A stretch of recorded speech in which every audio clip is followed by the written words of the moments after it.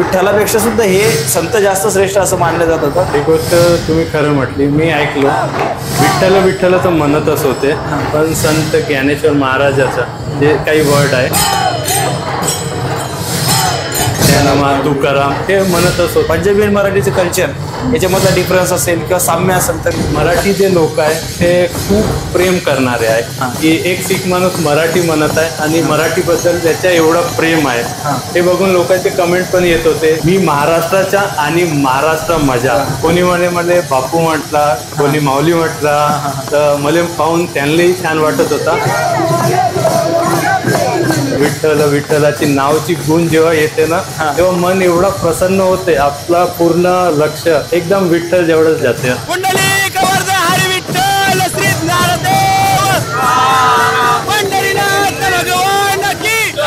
संत ज्ञानेश्वर महाराज की।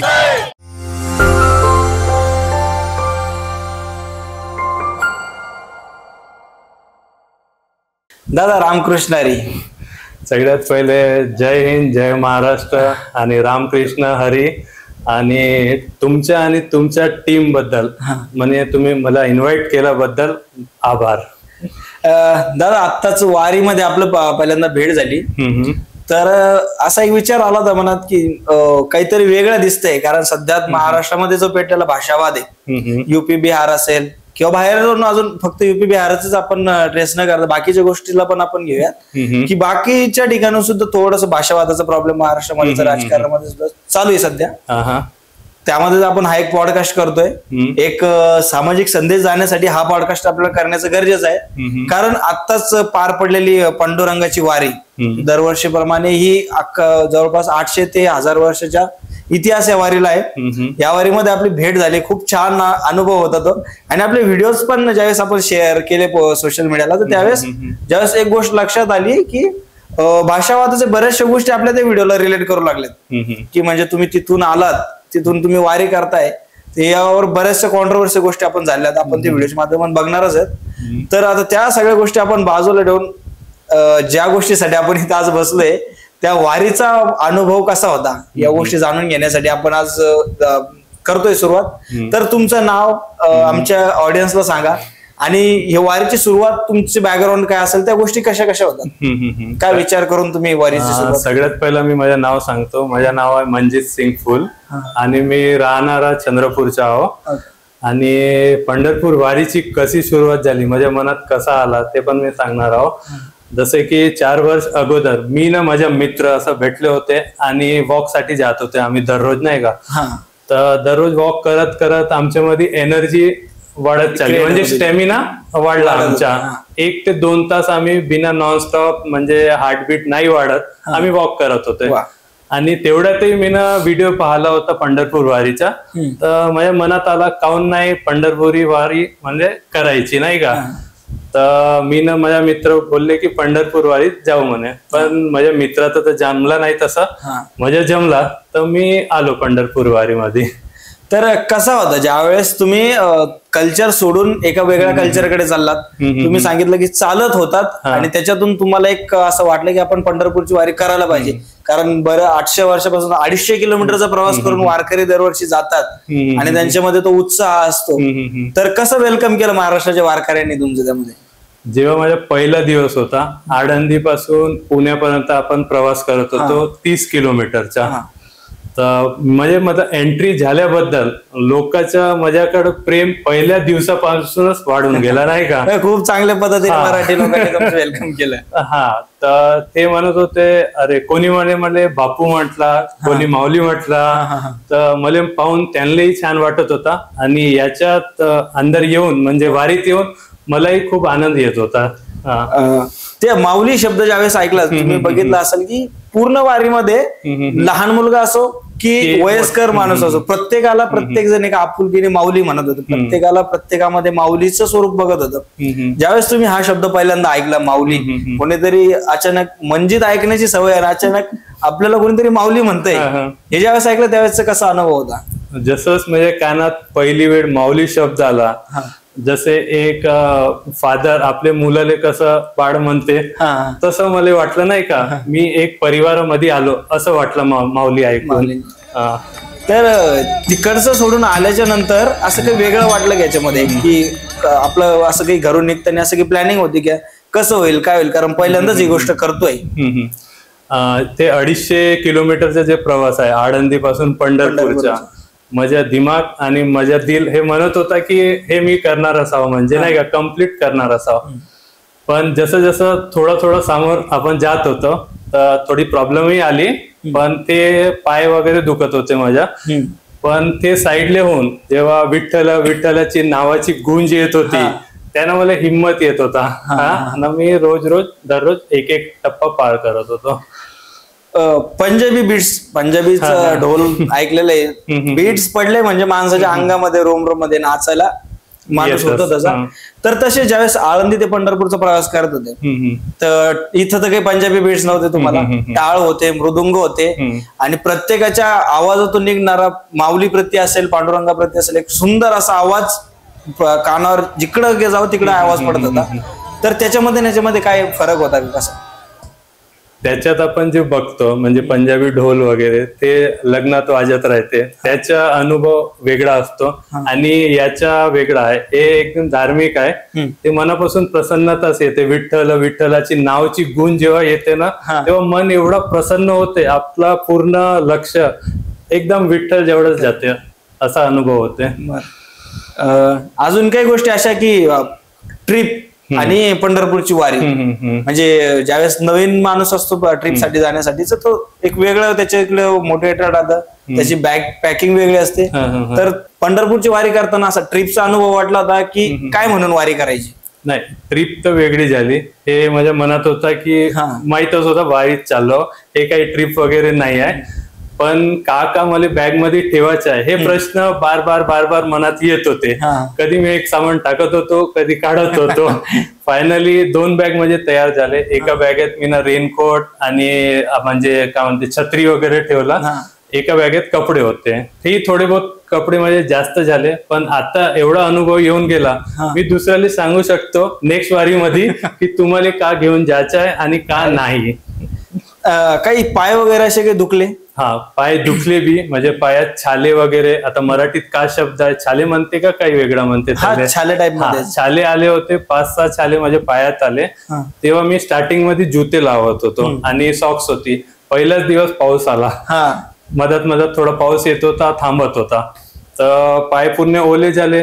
पण मी 5-6 दिवस तसेच जुते लावत होतो. आता तर पायात छाले आले. मग मला एक आबाजी भेटले, तर आबाजीने आपला एवढे वर्षाचा जे अनुभव होता ते मला शेअर केला आणि सांगितलं की बापू म्हणे तू जुते नको लावू म्हणे, तू चप्पल घे म्हणे, तर तुला आराम येणार. तर मी चप्पल परचेस केला तिथून आणि त्या दिवसापासून मी चप्पल जसं चालायला लावलो, चालायला लागलो, तर पहिला छाला ते फुटून गेला, पाणी निघून गेला. त्याच्यानंतर हळूहळू आराम आला.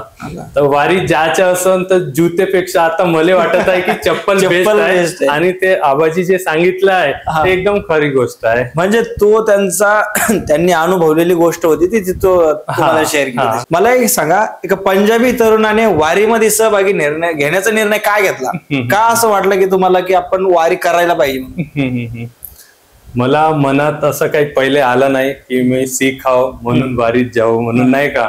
मला मनात पहिलेपासून आहे कोणताही धर्म असो, मी कोणत्याही धर्माचा माणूस असो, सगळ्या धर्मात आपल्याला जाऊन अनुभव घ्यायचा, तिकडून काही ना काही शिकायलाच भेटते असं माझं म्हणणं आहे. म्हणून मी वारीत गेले. ज्या दिवशी तुम्ही पहिल्या दिवशी आळंदीमध्ये आले, 18 जूनला 19 जूनला माऊलींचा प्रस्थान सोहळा होता, 18 जूनला तुम्ही वारीमध्ये आळंदीत सहभाग होण्यासाठी आलेत. तर त्या दिवशी आळंदीतला पहिला दिवस कसा होता? असं काही वाटलं का अरे यार खूप पाऊस चालू होता? कारण आम्ही पण त्या दिवशी आलो होतो, पाऊस खूप चालू होता, तर असं काही असं वाटलं की यार घरी राहिलं असतं तर बरं झालं असतं? नाही, असं काही माझ्या मनात नाही आला. पण पाऊस जसं पुण्यातला पाऊस आहे आणि आम्ही जिथे राहतो तिथला पाऊस वेगळा आहे. इकडे पाऊस येत होता 5 मिनिटासाठी येत होता, मग बंद होत होता. माझ्या बॅग मध्ये छत्री होती, पाऊस आल्याबरोबर मी छत्री काढत होतो आणि पाऊस 5 मिनिटात बंद, पुन्हा छत्री ठेवत होतो. असं 7 ते 8 वेळा माझ्यासोबत झाला. मग नंतर काय झाला की एकदम पाऊस एवढे जोरानं लागला, तुम्हाला काय सांगू की मग मी निर्णय घेतला आता रेनकोट लावतो म्हणून. मग मी रेनकोट लावायला एक रेस्टॉरंट मध्ये गेलो आणि रेनकोट लावलो. आता माझी पगडी होती लावून, कसं तरी मी ना रेनकोट अंदर घातला नाही का. तर पाऊस एवढे जोरानं होता, जसंच रेस्टॉरंट मधून पाय बाहेर काढला माझ्या पहिला, तर पाऊस थांबून गेला. आणि काय झाला की आता रेनकोट आपण वापस कसं काढू, पगडी आहे. तर जाऊ दे म्हटलं, पाऊस तर येणारच आहे, 5-5 मिनिटाचा येत आहे. मी समोर एवढी कडक धूप होती, का सांगू तुम्हाला. म्हणजे पाऊस आणि लगेच एवढी कडक धूप.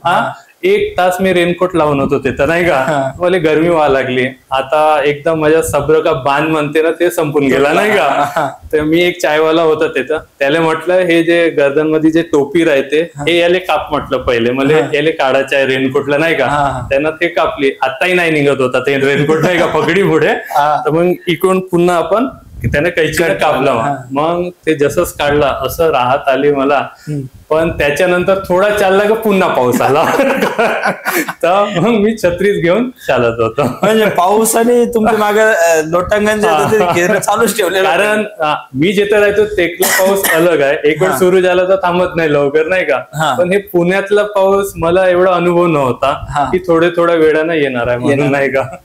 अच्छा, म्हणजे पहिला दिवस खूपच इंटरेस्टिंग होता. रेनकोट टाकला की पाऊस बंद व्हायचा आणि रेनकोट काढायला गेला की पाऊस सुरू व्हायचा. पहिल्या दिवशीचं तुम्ही सांगितलं मला की पहिल्या दिवशीचं आळंदीत जेव्हा गेलेस त्यावेळेस पावसाने तुमची खूप फजिती केलेली ते, पण एक आनंद त्याच्यातून पण एक खूप छान क्रिएट होत होता प्रत्येक वेळेस तुम्ही सांगताना. मंदिरात ज्यावेळेस तुम्ही जात होते माऊलींच्या, पहिली गोष्ट तर मंदिरात गर्दी खूप प्रचंड प्रमाणात, कारण एवढं 4 ते 5 लाख आसपास भाविक माऊलींच्या दर्शनासाठी आले होते. दरवर्षी असतातच तेवढे. तर त्यावेळेस तुम्हाला काय वाटलं, मंदिरात जाऊ दिलं की कसं काय. वारी सुरू व्हायचे अगोदर मी दर्शनासाठी मंदिरात कडे जात होतो समजून जा. तर तिकडे 2 लाईन होती. एक पुलिया आहे ते नदीवरची नाही का, तिकडे एक लाईन लागून होती, त्याच्यात 4 तास लागत होते जाले. एक मंदिरच्या गेटच्या बिलकुल बाजूला एक लाईन आहे, ते लाईनीत 2.5 तास लागणार होते. पण ते दोघी लाईनीचा फरक मला काही माहित नव्हता की हे काऊन लागून आहे म्हणून नाही का. मी एका जणाने विचारलं, ते म्हणे लागून जा म्हणे.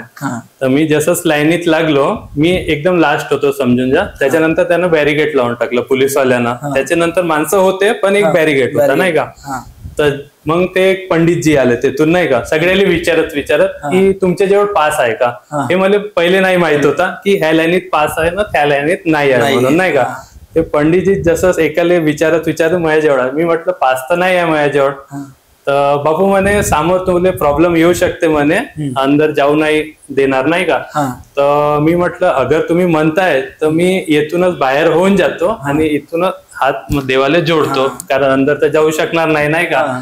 त्यांना का वाटलं का माहित नाही. ते म्हणे काही नाही होत म्हणे, तू जा म्हणे, समोरच्या समोर बघू म्हणे, ते समोर का म्हणते गेटवाला. मग एक टप्पा जसंच पार केलं, तिथं एक गेट होता, तिथं गार्ड उभा होता. त्यांना काही विचारला नाही कोणाला, सगळेजण अंदर गेले. आता मंदिरचं जे परिसर आहे असं एस सारखी लाईन लागून होती समजा, त्याला म्हणते नागमोडी सारखी नाही का. त्या लाईनीत मी लागून होतो. मग पुन्हा एक गार्ड आला. सगळ्याला, मलाच एकट्याला नाही विचारलं, सगळ्याला विचारत होता पास आहे का. तर मी म्हटलं माझ्याजवळ तर पास नाही आहे म्हटलं. तर ते म्हणे तुला अगर प्रॉब्लेम आला म्हणे समोर काढू शकते लाईनीत नाही का, पास जरुरी आहे. मग तेवढ्यात ते पंडितजी पुन्हा आले जे अगोदर येऊन गेले. ते गाडले म्हणे, तू जा म्हणे इकडून म्हणे, हे सरदारजीले लाईनीत लागू दे म्हणे आणि याले जाऊ दे म्हणे. तर समोर नाही का 8-9 आबाजी उभे होते. तर ते पंडितनं जिनं त्यांना सांगितलं की यांच्याजवळ लक्ष ठेवा आणि तुमच्या सोबत यांना घेऊन जा समोर नाही का. कोणी विचारलं तर सांगून दे आमच्या सोबत आहे. तर ते आबाजी बी म्हणे ठीक आहे म्हणे, आम्ही घेऊन जातो म्हणे. तर ते आबाजी मला विचारते, ते पंडितजी तुमच्या ओळखीचे आहे का म्हणे. मी म्हटलं नाही माझ्या ओळखीचे नाही, मी पहिली वेळ भेटलो म्हणलं, आणि आळंदी बी मी पहिली वेळ आलो म्हटलं. तर मग थोडं समोर गेलं तर 10 मिनिटानंतर काय झालं, ते पंडितजी पुन्हा आले. तर मी म्हटलं आता का झाला, मी ना का केलो आता. त्यानं माझा हात पकडला पंडितजीनं. ते म्हणे मी तुम्हाला डायरेक्ट घेऊन जातो म्हणे अंदर, नाही का. मी म्हटलं मी डायरेक्ट कधी जात नाही म्हणे, VIP मध्ये मी लाईनीत लागत नाही कधी, म्हणजे डायरेक्ट नाही जात मी, नॉर्मल जे लाईन आहे त्याच्यातच जातो. म्हटलं मी समजायची कोशिश केलं, पण ते म्हणे नाही म्हणे बापू म्हणे तुला मी घेऊन जातो म्हणे डायरेक्ट म्हणे. त्यांना हात असं पकडलं माझा. आता मी त्यांच्या अगर हात झटकत होतो ते चांगलं नाही वाटत, अपमान नाही का, ते मोठे आहे. तर मी त्यांच्यासोबत गेलो. तिकडे एक गेट लावून होता पुन्हा समोर, नाही का. त्यांची चाबी ते पंडितजी जवळ होती. त्यांना लॉक खोलला, मी डायरेक्ट दर्शन मध्ये झालंय, विठ्ठलजीचे दर्शन. एवढा आनंद आला, दर्शन झाले म्हणून. एवढे भाविक येऊन होते लाखोची संख्यानं, माझा नंबर लागून गेला. माऊलींचं दर्शन जिथं भेटणं मुश्किल असतं. बऱ्याच वेळा ज्यावेळेस वारी सुरू होते, आषाढी असेल किंवा कार्तिकी असेल, या वारीच्या वेळेस गर्दी खूप जास्त असते. तर मंदिरात गेल्यानंतर ते एक अजन वृक्ष म्हणून येते. त्या अजन वृक्षाबद्दल काही कळालं का तिथे गेल्याच्या नंतर? नाही, त्या साईडला मी जाऊ नाही शकलो खरं म्हटलं तर. बाकी मी परिसर मध्ये गेलो. तर काय परिसरात गेल्यानंतरचा काय आनंद होता? मंदिराबाहेरचं वातावरण जे तुम्ही बघितलं, एक दिवसभर फिरत होते तुम्ही, बघितलं ते वातावरण. मंदिरात गेल्यानंतरचा, दर्शन झाल्यानंतरचा काय आनंद होता ज्यावेळेस माऊलीचं दर्शन घेतलं? तिकडे काहीतरी अनुभव होते आपल्याला की हाय म्हणून, नाही का. व्हायब्रेशन म्हणून देवाची, या काहीतरी फील जरूर होते की तुम्ही देवाजवळ आले आहात म्हणून, आणि तुमच्या म्हणजे देवा आणि तुमच्या मदत कोणी नाही आहे असं फील होते. ज्यावेळेस वारी करत होते तर असे काही अनुभव, काही प्रसंग असे आहे की ते आयुष्यभरासाठी आठवणीत राहिलेत? जेव्हा आपण पहिला टप्पा पार केला आळंदी पासून पुण्यापर्यंत, मला एक काका भेटले. मला तेवढा नॉलेज न होता पंढरपूर वारीचा, आणि किती भाऊ आहे का बहीण आहे. एक काका मला भेटले, ते पहिल्या व्हिडिओ मध्ये आहे काका. त्यानं मला सांगितलं जे काही आहे ना. मला हळूहळू वारीत चालता चालता माहित झालं की सोपान काका कोण आहे, मुक्ताबाई कोण आहे, निवृत्तीनाथ कोण आहे, ज्ञानेश्वर महाराजची हिस्ट्री काय आहे, ते थोडा थोडा माहित झाला. तर काय काय कळालं त्याच्यामधून तुम्हाला? 4 भाऊ आहेत, 4 जणांच्या वेगवेगळ्या ठिकाणी समाधी आहेत, 4 महाराष्ट्राच्या 4 कोण्यातून प्रत्येक जण त्याच्या पालखी सोहळ्यासोबत येत असतो. तर बंधू भेटीचा काही एखादा प्रसंग आहे का असं आठवतं? हो, ज्यावेळेस सोपान काका आणि ज्ञानोबा यांची पालखीची बंधू भेट होती, तेही बघितलं मी ना. सोपान काका आणि तुकाराम महाराजा तेही तिकडे भेट होते, तेही बघितलं. आणि सोपान काका आणि ज्ञानेश्वर महाराजाचे जे बंधू भेट होती, हे प्रसंग खूप छान होता. फुलाची वर्षाही बघितली मी ना तिकडे. एवढे भाविक लोक होते, आणि ते प्रसंग तर आठवणीसारखा आहे, जिवंत. म्हणजे मी जेव्हापर्यंत राहणार आहोत ते विसरू नाही शकत. तुम्ही सांगता माझ्या अंगार तो शार येतोय की काय एक अलौकिक सोहळा तो असतो.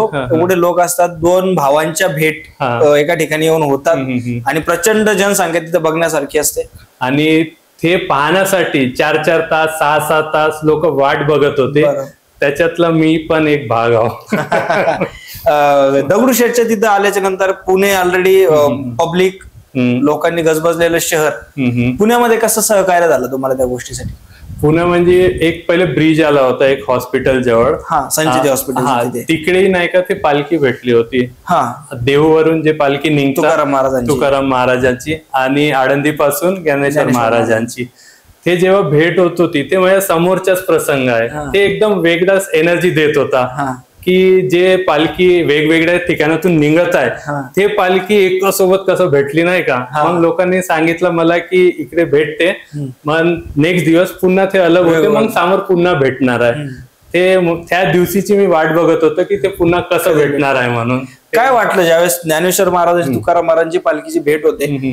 प्रचंड जनसंख्या तिथे असते, खूप सारे लोक भाविक असेल, वारकरी असेल, ते बघण्यासाठी आलेले असतात.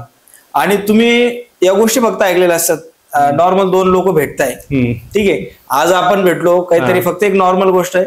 पण 2 संत महात्म्यांच्या फक्त पालखी सोहळा, फक्त पालख्या जे रथ आहे ते एकमेकाला येऊन भेटतात. पण त्यातून एक जनतेमध्ये असेल किंवा जे लोक आलेले आजूबाजूचे बघण्यासाठी, त्यांच्यामध्ये एक वेगळं चैतन्य. कारण कोण 4 तास, 5 तास, 6 तास एवढ्या गर्दीमध्ये घामाघूम, पावसाचं वातावरण वरून, त्याच्यामध्ये तेवढा फक्त एक 5 मिनिट पण खूप झाले, तेवढा सोहळा बघण्यासाठी थांबलेले ते. पहिलं तर त्यांच्या एनर्जी लेवल जे राहतं ना ते बघण्यासारखं राहते. आणि काही वाद नाही त्याच्यात. एवढे संख्येनं लोक येत आहे ना, एका सोबत एका जागेवर भेटत आहे ना, मग सोबतच चालत आहे नाही का, काही वाद नाही, फक्त प्रेम आणि विठ्ठल विठ्ठल हे ऐकायला समजून जा अलगच एक्सपिरियन्स आहे. एवढ्या याच्यामध्ये एवढे लाखोंची जनसंख्या असेल पण इथं कुठे वादच नाही, बिलकुल नाही, फक्त प्रेम प्रेम प्रेम. वारीमध्ये आपण बघितलं की अनेक जाती धर्माचे लोक एकत्र आलेले होते, तर हे एकत्मता बघून तुम्हाला तसं काय वाटलं? असं सगळ्याला राहिले पाहिजे, वेगवेगळ्याचे जाती राहो किंवा धर्म राहो, एका सोबत दिसले तर मला डोळ्याले बी बढिया वाटते आणि हृदयाला बी प्रसन्नच होते नाही का. हे वारीत सगळे लोक होते, मी बघितले, सिख पण मी बघितलं, मुस्लिम पण बघितलंय, हिंदू तर होतेच सगळेजण, आणि काही ना काही ते सेवा पण करत होते तिकडे नाही का. मी ना मुस्लिमला बघितलं की ते काही वाटत होते, सेवा करत. बरोबर, पाडेगावच्या तिथं निरासनान झाल्याच्या नंतर त्या गोष्टी. सिखलाही बघितलं की काहीतरी देत होते तिकडे नाही, म्हणजे सेवा करत होते ते वारीत नाही का. ते पाहून आनंदच होत होता मला. पंढरपूरच्या वारीमध्ये वेगवेगळ्या जाती धर्मातले लोक इथे एकत्र आले. तिथं मराठी असेल, हिंदी असेल, शीख असेल, कुणी असेल, मुस्लिम सुद्धा या वारीमध्ये सहभागी झालेले बऱ्या ठिकाणी बघितले की ज्यांनी वारकऱ्यांच्या सेवेसाठी माऊलींची निरासनानंतर त्यांचं थोडंफार चहा पाणी असेल, बिस्किट वाटप ते करत होते. आणि एका ठिकाणी मी बघितलं की एका मस्जिदीमध्ये त्यांनी वारकऱ्यांना झोपण्यासाठीची जागा दिलेली माऊलींच्या निरासनाच्या त्या दिवशी मध्ये. तर तो मला एक छान वाटलेला अनुभव होता. तर तुम्हाला अशा जाती धर्मातले लोक एकत्र आलेले या वारीसाठी, तर त्यात काय वाटत होतं? हे बघून तर मला खूप आनंद झाला की सगळे धर्माचे लोक एकत्र आहे.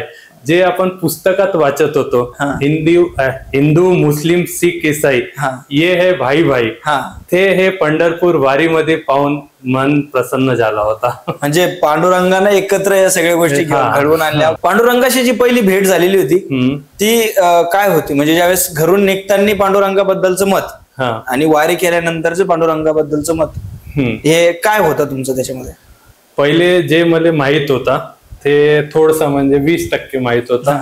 आता म्हणू शकतो मी 50% वरच माहित आहे, एकदम 100% तर नाही म्हणा, पण बहुत माहित झाला आता मला नाही का. मत असं आहे की एवढा म्हणजे जाणून आता असं वाटत आहे की दरवेळी वारीमध्ये यायचं. एक आपल्या बोलण्यातून मला एक गोष्ट तुम्ही सांगितली की तुमचे ब्लॉग बघून सुद्धा लोक काही वारीला आलेत आणि ते तुम्हाला भेटलेत, तर असं वाटलं की आपण काहीतरी चांगलं काम करतो. हो, तेच मला एनर्जी देत होते रोज रोज नाही का. मराठी लोक पण माझे ब्लॉग बघत होते आणि मला भेटले पण ते मला सांगत होते की तुमचे ब्लॉग बघून आम्ही वारीमध्ये आलो म्हणून. मी त्यांचे फोटो एंडिंग मध्ये लावत होतो की जे मला भेटले, या माझे जे सबस्क्रायबर आहे तुम्ही बघू शकता ना. लास्ट दिवस मी सांगतो, जे आषाढीचा दिवस होतो, मी रेल्वे स्टेशनवर उभा होतो असं सहज, त्याचा एक कपल आला होता, ते मला दुरून बघतच होते ते लोक, आणि मग जवळ आले. ते सांगितले की आम्ही बी तुमचा ब्लॉग दररोज बघत आहोत आणि आमचे घरचे म्हणाले की वारीमध्ये तुम्ही पण जा आणि ते सरदारजीला भेटा म्हणून नाही का. ते ऐकून मला वाटलं की नाही, आपण जे केलो ते बढिया आहे नाही का. तर काय वाटतं ते लोक, म्हणजे तुम्ही स्वतःच सोडून वारीमध्ये सहभागी झालात, लोकांनी तुम्हाला बघितलं, एक चांगला अनुभव तर आहेच तो. तर बघितल्याच्या नंतर ज्यावेळेस तुम्हाला ते येऊन भेटत होते, जसं तुम्ही सांगितलं की त्यांच्या घरच्यांनी त्यांना सांगितलं की जा तुम्ही पण वारी करा, तर त्यावेळेस काय कसं फील होतं तुमचं? ते का सांगू, ते शब्द नाही माझ्याजवळ नाही का. जसे तुम्ही म्हणता ना, पहिला सबस्क्रायबर राहते ना, ते जेव्हा तुम्हाला भेटते तर तुम्हाला कसं आनंद होते. आपण जे काम करतो म्हणजे पंढरपूर वारी, ते तर मला पहिलेपासून करायचंच होता. युट्यूब मध्ये मी नंतर आलो, म्हणजे मला 2 वर्ष होता युट्यूब मध्ये, पण वारीत यायला 4 वर्ष झाले. म्हणजे माझा प्लॅन होता वारीत पहिलेपासून यायचा, आणि युट्यूब सोबत होता तर दोघी एका सोबत होत ते. आता जे लोक मला भेटत आहे आणि ते म्हणत आहे की तुम्हाला बघून आम्ही येत आहोत, तर एवढी खुशी होत होती का म्हणू. रोज काम करायला मला पुन्हा एनर्जी येते, एक एनर्जी ड्रिंक. तुम्हाला सांगू का, मी रोज फक्त 2.5 तासच झोपत होतो, कारण एक तर सकाळपासून संध्याकाळपर्यंत किंवा 7-8 वाजेपर्यंत चाला लागत होता. त्याच्यानंतर मला एडिट पण करायचे आहे, कारण लोकांसाठी वारीचे व्हिडिओ पुन्हा अपलोड करायचे होते डेली नाही का. हा. तर हे सगळे करायले म्हणजे झोपच नाही लागत होती. फक्त 2.5 तास मी झोपलो आहो आणि ते मला एनर्जी भेटत होती. ते बघत आहे आणि म्हणत आहे की आम्ही पहिल्या दिवसापासून तुमचे व्लॉग बघत आहोत. तर मग माझ्या मनातून आला की नाही, यांच्यासाठी रोज आपल्याला ब्लॉग अपलोड करावंच लागणार आहे नाही का. ते वाट बघत आहे, कोणी वाट बघत आहे त्याच्या मोठी गोष्ट कोणती नाही. आपण त्यांना देत आहोत जे, तेही पण मोठी गोष्ट आहे. तेच एक एनर्जी तुम्हाला प्रोव्हाइड करत होते तीच गोष्ट. त्याला म्हणते ना पॉझिटिव्ह एनर्जी, ते त्यांच्याकडून भेटत होती. पंजाबी कल्चर आणि मराठी कल्चर, आता तुम्ही जसं सांगितलं की तुम्ही चंद्रपूर विदर्भ, म्हणजे ते गोष्ट मेन्शन करायची राहिली. कारण आपला जो व्हिडिओ व्हायरल झाला होता त्याच्यामध्ये बऱ्याच लोकांचे कमेंट आहेत, अरे हा तर विदर्भाचा पंजाबी. एक वाचून कॉन्ट्रोवर्सीचे कमेंट्स पण खूप चालू होत्यात. वाचून एक भारी वाटत होतं की बाहेरचा माणूस बाहेरच म्हणू शकत नाही. कारण तुम्ही जसं सांगितलं की चंद्रपूरमध्ये तुमचा जन्म झालेला आहे, तुमचं मूळ जरी पंजाबचं असलं तरी चंद्रपूर तुमच्यासाठी एक जन्मभूमी झालेली आहे तुमची. तर ह्या कमेंट वाचून आणि पंजाबी आणि मराठीचं कल्चर याच्यामधला डिफरन्स असेल किंवा साम्य असेल तर काय वाटलं या गोष्टी? पहिले सगळ्यात पहिले तर तुमचे आभार की तुम्ही म्हणजे ते व्हिडिओ बनवला आणि पोस्ट केलं नाही का. त्याच्यानंतर ते कमेंट येत होते की एक शीख माणूस मराठी म्हणत आहे आणि मराठी बद्दल त्याच्या एवढं प्रेम आहे. ते बघून लोकांचे कमेंट पण येत होते की त्यांच्या मनात येत होतं हे कुठं राहते म्हणून नाही का. कोणी म्हणत होतं हे विदर्भाचे आहे, कोणी म्हणे मराठवाडाचे आहे, कोणी म्हणे अमरावती असं आहे नाही का अकोला, कोणी म्हणे नागपूर आहे. तर मी सगळ्याला सांगत आहो की मी चंद्रपूर विदर्भ पण मी महाराष्ट्राच्या आणि महाराष्ट्र मजा हे असं मी पहिलेपासून मानत आहो. आणि माझा जन्म बी चंद्रपूरच्या जवळ बल्लारशा आहे तिथं झाला आहे. तर मी मनापासून किंवा काही असो मी एकदम जुडून आहो मराठी लोकांसोबत नाही का. पहिलेपासून लहानपणापासून मी मराठी लोकांसोबत मोठा झालेला आहो. दूरदर्शनवर मराठी सिरियल बघत होतो आणि जे काही बी मराठीत येते गाणे येत होते ते काही ऐकूनच आपण मोठे झालो.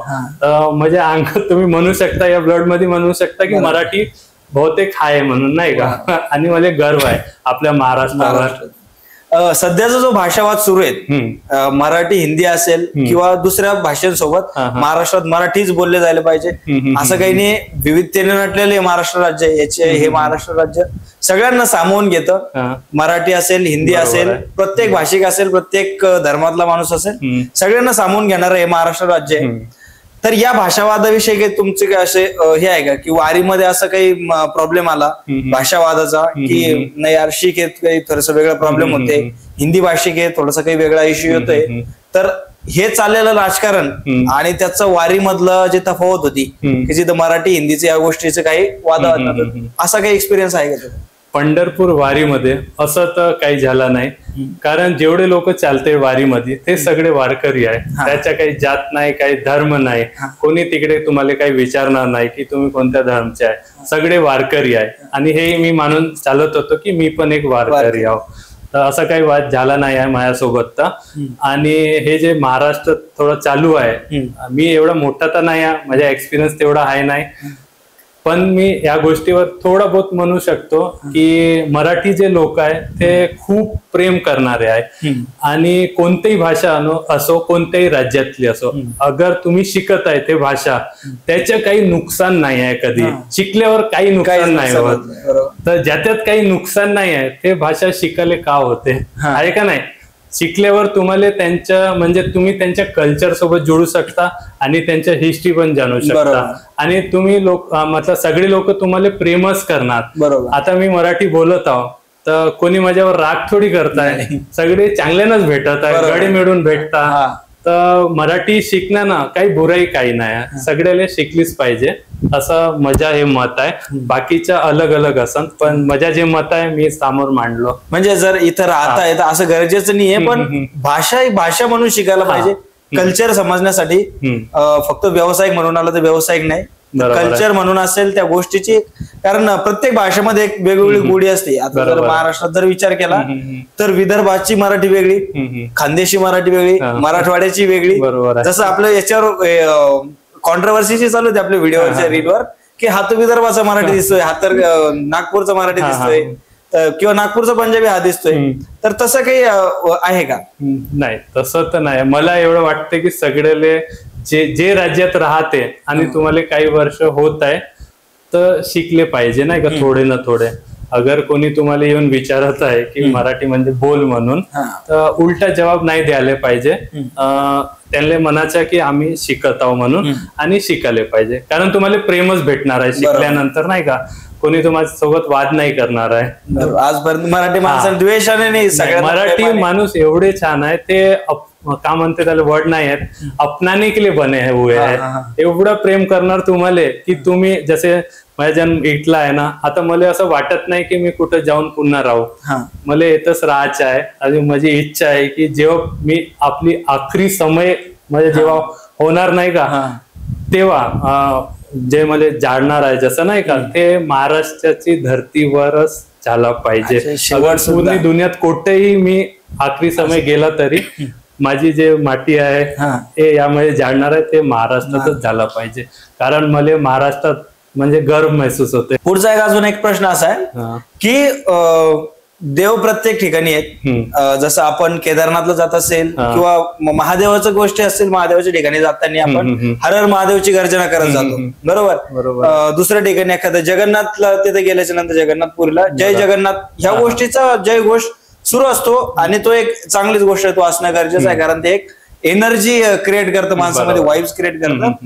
पण महाराष्ट्राच्या संस्कृतीमध्ये वारी करत असताना एक गोष्ट जर तुम्ही अशी अनुभवली असेल, तिथं विठ्ठलाच्या नावापेक्षा सुद्धा विठ्ठलाचे जे भक्त होते, म्हणजे संत ज्ञानेश्वर असतील, संत तुकाराम महाराज असतील, किंवा अजून जे बाकी मुक्ताबाई, जनाबाई, या सगळ्या यांचे नाव जास्त ऐकायला भेटत होते.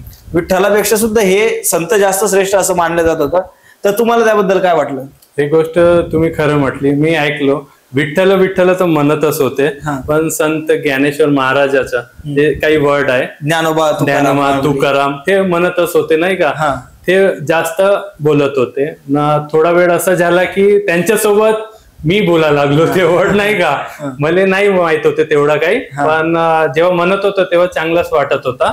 आणि हे पाहुणे थोडा आश्चर्य झाला की देवा पासून हे नाव जास्त घ्यायचं आहे म्हणून नाही का, पण चांगलाच वाटत होता. वारीने आयुष्यामध्ये काही गोष्टी घडवल्या का? आता जो 15-20 दिवसांचा कालखंड गेला, वारीला जाण्याच्या अगोदर आणि वारी केल्याच्या नंतर स्वतःमध्ये काही गोष्टी बदलल्यात का? जेव्हा तुम्ही वारी करता, सुरू करता आणि संपवता, काही गोष्ट चेंज होतात तुम्हाला नाही का. तुम्ही एक अनुशासन मध्ये येता. मी रोज नाही का लेट उठत होतो, पण वारीमुळे नाही का मी लवकर उठायला लागलो नाही का, 5:30-6 वाजता किंवा 5 वाजता नाही का.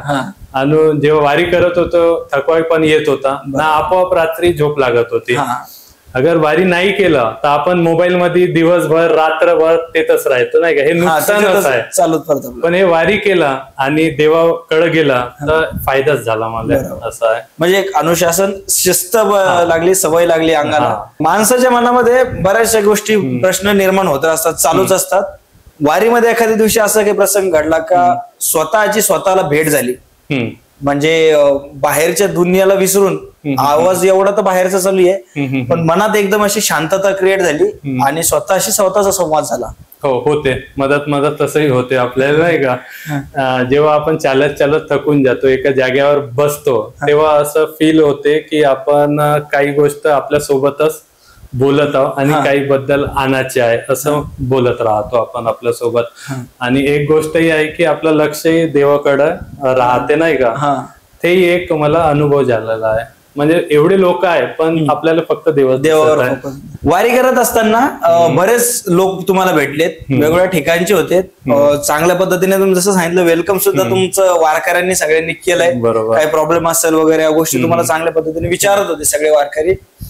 असे काही आठवतो एखादा प्रसंग की ज्याच्यामध्ये तुम्हाला कुणी काय मदत केली, किंवा कोणाचं त्याचं नाव जर आठवत असेल किंवा ज्यांनी तुम्हाला मदत केली त्यांचं काही मेन्शन करायची इच्छा आहे का? बिलकुल बिलकुल. जेव्हा पुणे पासून दिवेघाट टप्पा पार करत होतो आम्ही नाही का, तेव्हा 2 पोरी भेटल्या मला नाही का. माझ्याजवळ 2 दप्तर होते, म्हणजे माझ्या सामान होता, एक सामोरनं एक मागं.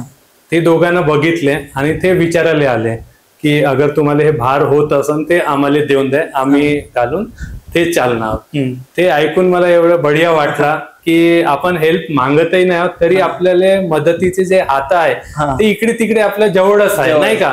ते पंढरपूर वारीमध्ये असे पुष्कळ लोक तुम्हाला भेटणार. मी पुन्हा एक उदाहरण सांगतो तुम्हाला. सासवड मध्ये आम्ही पोहोचलो होतो, बहुतेक 7:30 की 8 वाजले होते रात्रीचे. एक अशोक शरफ आपले आहे नाही का, मराठीचे महानायक, त्यांचे जे भाऊ आहे ते सासवडचे पहिले मला भेटले होते. 1-1.5 तास ते आपल्या सोबतच चालत होते. तेही मदतीसाठी त्यांनाही म्हटलं की अगर तुम्हाला राहायची गरज असन, जेवायची असन तर आमची दिंडी आहे म्हणे, आम्ही तिकडे राहतो, तिकडे तुम्ही येऊ शकता. पण मला नाही का हे सगळं अनुभव मलाच करायचा होता की का प्रॉब्लेम येऊ शकते, त्याचा सोल्युशन मी का करणार आहो नाही का. म्हणून मी त्याच्या मदतीचा हात तर घेतला नाही, पण ते मला विचारले होते. मग ते गेले. त्याच्यानंतर एक आबाजी पुन्हा भेटले, तर ते त्यात पाऊस लागला होता. त्याने बघितलं की मी काही शोधत आहो म्हणून नाही का. ते म्हणे की अगर तुला राहिले पाहिजे असन काही तर आमच्या हाय आहे आणि जेवायचे आहे तर तेही भेटणार आहे म्हणे नाही का. तू टेन्शन नको घेऊ बापू म्हणे. ते म्हणजे बाळासारखे नाही का. मला एवढा बढिया वाटला का नाही. पण मी त्यांना तेच म्हटलं की नाही, मी आपणच काहीतरी बघणार. जिथं मी फसलो तेव्हा मी तुम्हाला कॉल करणार. त्याने मला नंबरही दिला होता. ते अशोक सरावाच्या भावानं पण ते आबाजीनं असे पुष्कळ दिंडीच्या लोकांना बी मला दिला होता नंबर नाही का. पण त्याच्यानंतर ते जे आबाजी होते ते मला मधात पुन्हा भेटले.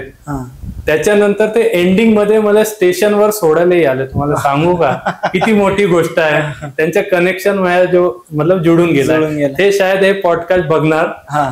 ते एवढा मन म्हणजे का सांगू तुम्हाला, जे शब्द आहे ना मला आताही म्हणताय मतलब कानात येत आहे की बाळा आम्ही हाव नाही का. ते बढिया वाटत आहे. म्हणजे थोडक्यात माऊलीच तुमच्यासाठी प्रत्येक पावलावर उभे होते. होऊ शकते. जरी वारकऱ्याच्या रूपात असेल, तुम्ही सांगितलेल्या लोकांच्या रूपात असेल, माऊली असेल, पांडुरंग असेल, तुम्ही त्यांची वारी करताय तर कुठे तुम्हाला अडचण येणार नाही याची श्वास म्हणजे एक मानू शकते की माऊलींचं अस्तित्व आहे. हे म्हणू शकते तुम्ही. हे आल्यावरच तुम्हाला माहित होणार. तर मी सगळ्याला म्हणत आहो एक वेळ तरी जीवनात पंढरपूरची वारी करायला सगळे जण या. हे कोणत्याही धर्माचे असो, इकडे काही धर्म नाही चालत. हे सगळे वारकरी आहो, आपण सगळे वारकरी राहतात. बाकीचे जे स्टेट्स आहे, बाकीचे जे राज्य आहे भारतातले, त्या राज्यातल्या तरुणांना तुमचा असं काही संदेश आहेत का की वारीला येण्यासाठीची काही प्रेरणा असू शकते कशी? मला कमेंट पण आले आहे मराठीला सोडून पण दुसऱ्या राज्याचे नाही का, की वारीत याले का लागते, का मतलब प्रॉब्लेम येऊ शकते, आम्ही करू शकतो का वारी, आम्ही दुसऱ्या धर्माचे आहो. तर मी त्यांना आपली इंस्टाग्रामची आयडी दिली आहे, जिमानजी20 JIMANZY20. तिकडे मला प्रश्न विचारा, मी सोल्युशनही देणार ना. तुमच्या सोबत नेक्स्ट इयर पण वारीच्या करत करत तुम्हाला आयडिया पण सगळे देणार आहोत. तर तुम्ही सगळे येऊ शकता आणि एक वेळ तरी वारीचा अनुभव घ्या. ही कोणत्या एका स्पेसिफिक वारकरी संप्रदायाचा असेल त्यांच्यासाठी तर पूर्ण नाही पूर्ण जगातले जिकडून पण हे व्हिडिओ बघत आहे ते सगळे या आणि एक वेळा अनुभव तुम्हाला इकडे फक्त प्रेमच भेटणार आहे. बाकी इथलं द्वेष वगैरे नाही ते आहेच नाही, काहीच नाही, 1% नाही. फक्त प्रेम. प्रेम प्रेम प्रेम. एक असा प्रश्न की वारी ही एक ट्रिप होती की एक आध्यात्मिक यात्रा? हे आध्यात्मिक यात्रा अनुभव घ्यासाठी नाही का. आपल्याला इकडून काहीतरी भेटणारच आहे, असं काही नुकसान नाही होणार आहे, भेटणारच आहे. माझ्या पण नॉलेज वाढला आहे इथून की संत ज्ञानेश्वर महाराजाचा जन्म केव्हा झाला ते मला माहित लागला. त्यांचे भाऊ बहीण किती आहे ते माहित लागला. वारी काऊन करताय, वारकरी कोण आहे, हे सगळे माहितच झाले नाही का. माझे नॉलेज वाढलंच आहे, काही नुकसान तर काही झालं नाही आहे का नाही. तर सगळे या आणि करा वारी. पिझ्झा करणारी आपली जी जेन झी म्हणू शकतो आपण त्याला, ही जनरेशन जी आहे तर पिझ्झा बर्गर या गोष्टी जाणारी वारी करत असताना या गोष्टी तुम्हाला कुठेच नव्हतं. बरोबर. पिझ्झानी, बर्गरनी, चॉकलेटनी, कॅडबरीनी या कोणत्याच नव्हतं. वारीमध्ये भेटायची झुणका भाकर, एक बाजरीची भाकर, ती हातावर असेल किंवा एखाद्या रिक्षाच्या तिथं बसून खाल्ली किंवा एखाद्या तुटक्या फुटक्या खुर्चीवर. तो काय अनुभव होता? झुणका भाकर खाल्ली का तुम्ही याच्यामध्ये? याच्यामध्ये पण मी झुणका भाकर खाल्ली. याच्या अगोदर पण मी पिझ्झा आणि झुणका भाकर मध्ये मला अगर सिलेक्ट करायचं आहे तर मी झुणका भाकरले करणार. एक तर पोट खराब होणार नाही, एवढा बढिया टेस्ट राहते आमच्या घराजवळही आहे झुणका भाकर, ते पण मी टेस्ट करतो. जेव्हा वारीत बघितलं तर मला बहुत आनंद झाला. हे बढिया मतलब वस्तू म्हणजे का म्हणू शकतो त्याला, फूड हे बढियाच भेटत आहे म्हणजे इकडे नाही का. म्हणजे पिझ्झा विसरून जातो माणूस पूर्ण. काही बरोबरीच नाही पिझ्झाची झुणका भाकर सोबत नाही का. वारीमध्ये चालताना इकडे मोस्टली मराठी भाषा चालत होती, कारण प्रत्येक जण गाव खेड्यातून आलेला, शहरातले कमी होते पण गाव खेड्यातून वारी करणारे बरेच जण होते. तर एक काहीतरी वेगवेगळे शब्द ऐकायला भेटतात मराठीतले. इकडे ये रे, तिकडे ये रे, हे करून घे, ते करून घे, असे काही नवीन शब्द काही आठवतात की हे शब्द ऐकले यांचा अर्थ तर कळाला नाही पण ते ऐकण्यात भारी वाटले. तेव्हा तर वाटत होतं असे शब्द नाही का, पण आता म्हणजे लक्षात नाही आहेत हे शब्द, पण तेव्हा ऐकायला भेटत होता. कारण मी विदर्भाच्या तर इकडचे शब्द थोडे अलग होते नाही का. ते ऐकून मला वाटत होतं हे का वर्ड आहे. मी मदत कोणाला विचारत होतो, ते सांगतही होते, पण ते आता वर्ड मला आठवण नाही आहे, कारण ते थोडे प्युअर पण होते आणि वेगळे होते. वारी करत असताना पंजाबी बीट्स नाही तर इथं काय होतं, टाळ मृदंग होते, डीजे नव्हता कुठलाही, 100 डीजे फेल करेल असे ब्रह्मना त्या ठिकाणी ऐकायला भेटत होते. तर एखादी काही पंजाबी स्टेप त्याच्यावर अशी वारीच्या याच्यावर करून बघितली होती का? पंजाबी तर नाही, मी इकडे फुगडी खेळला. मला खूप आनंद झाला. तिकडे मदत फुगडी सगळे खेळत होते. मी पण विचारलो की मी खेळू शकतो का, ते म्हणे बिलकुल तुमचं वेलकम आहे, तुम्ही खेळा.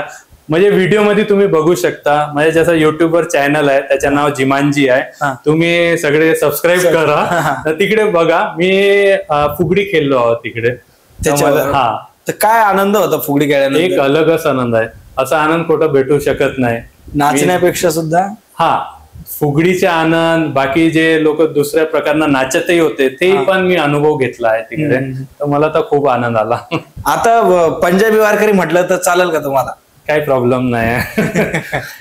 तर पंजाबी वारकऱ्याचं लुक पुढच्या वर्षी आम्हाला बघायला भेटेल का वारीमध्ये? म्हणजे पगडी घातलेली आहे, हातात टाळ आहेत, खाली पांढऱ्या कलरचं धोतर आहे, हा लुक बघायला भेटेल का? मी ह्याच वर्षी हे करणार होतो, पण थोडं जमलं नाही.